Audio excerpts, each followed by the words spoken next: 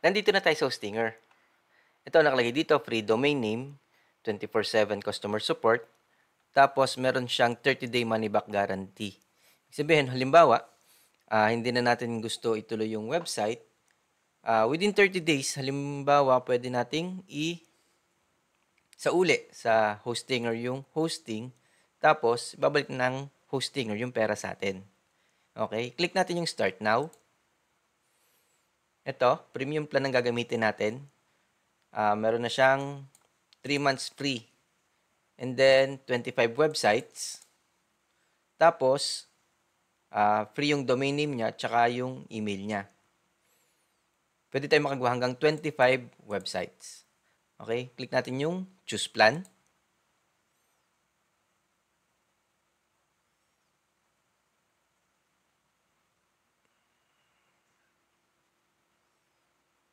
Dito, nakalagay 48 months, 4 na taon, 109 per month. And then, ang subtotal niya ay 5,232 pesos.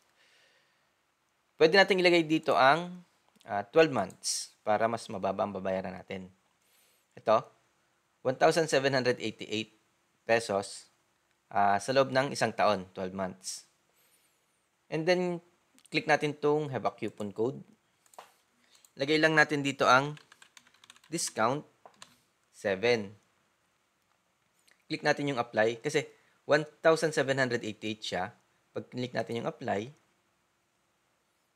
1,662 na lang siya. Naka-menos pa tayo ng 7%. Okay, click natin yung continue.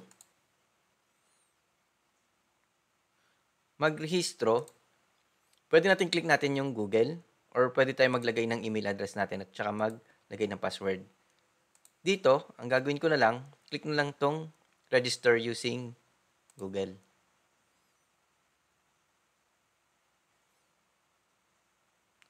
Two-factor, nagpadala siya ng verification code sa Gmail ko.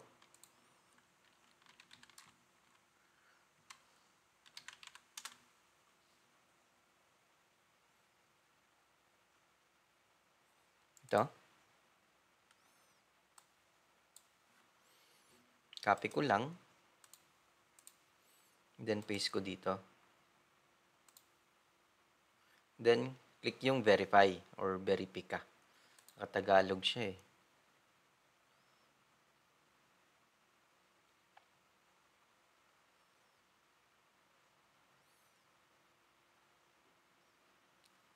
Okay.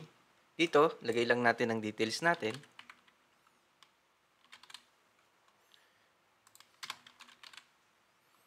Okay. Philippines 9.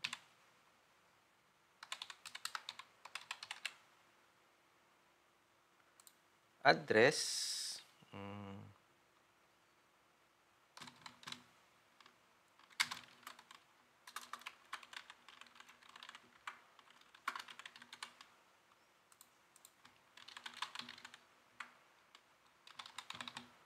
Okay. Pag na-fill up na natin, click natin yung continue. Ito, mabayaran natin 1,662. 1,662. Okay. Click natin na continue.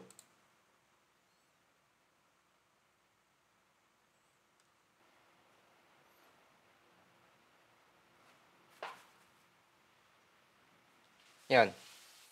Dito, pwede tayong gumamit ng credit card, PayPal, Google Pay, GCash, or CoinGate.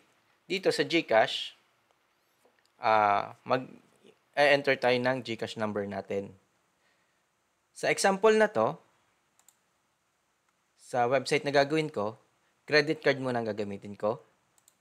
Ang gagamitin kong credit card ay itong Atomy card. Lagay lang natin dito yung card details or name on card. Name on card.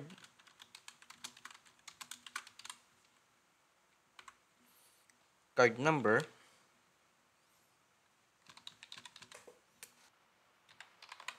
Okay. Expiration. And then, CVC code. Okay. And then, click natin yung submit payment.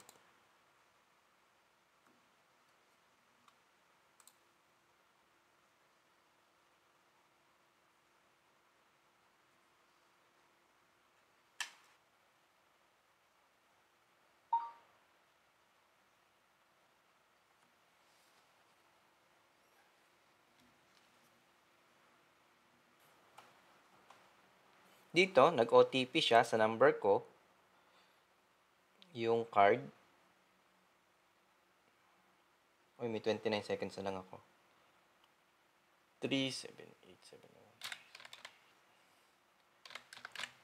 And then, click natin yung submit.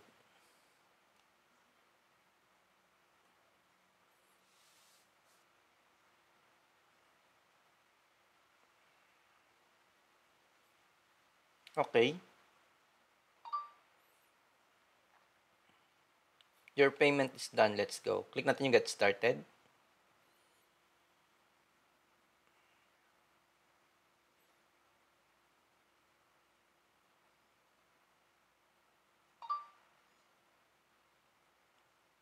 Dito, click na lang natin tong for myself. Who is this website for? For myself or for my own business? Or pwede na rin natin click ang skip. O pwede na, next na lang. Create website. Click natin tong WordPress. Yan. Okay. Tama naman. Yung password, check ko lang. Lagyan lang natin ang sarili nating password.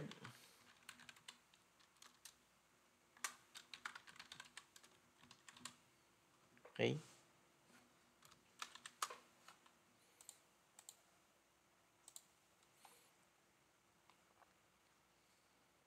Natin ang next.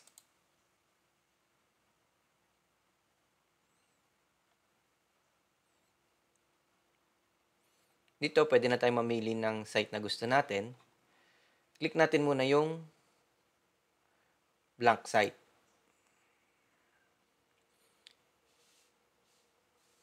Dito, you have one free domain name available.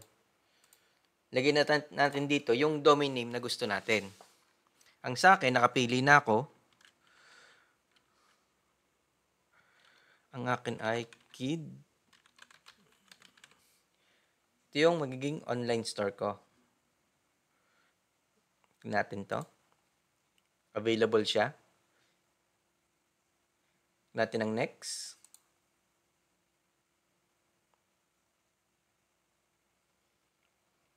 Ito, re-register na natin ang domain name natin. Tignan natin yung finish registration.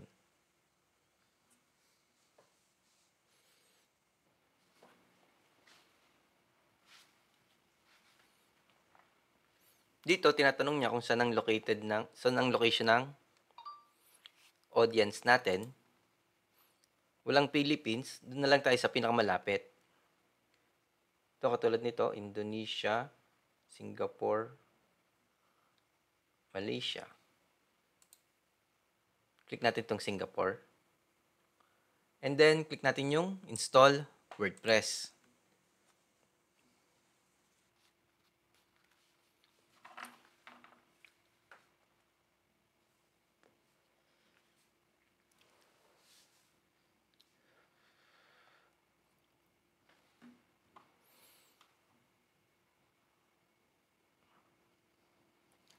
Click ko lang itong update password.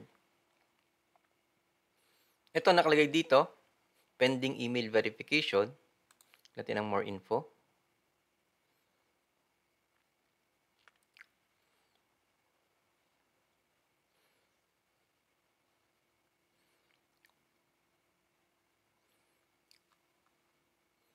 Ito, nakalagay dito, verify your email. Natin sa email natin. Ito yung payment natin kanina. Payment received.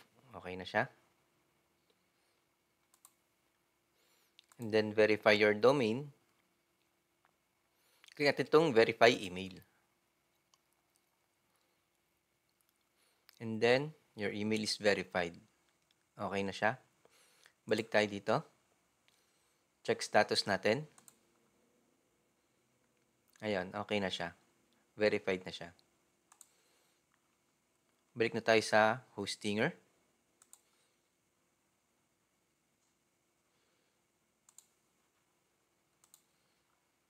Yan. Click natin tong websites. Ito na siya. May WordPress na rin siya. Kasi nag-install na tayo kanina. Okay. Click natin tong WordPress admin.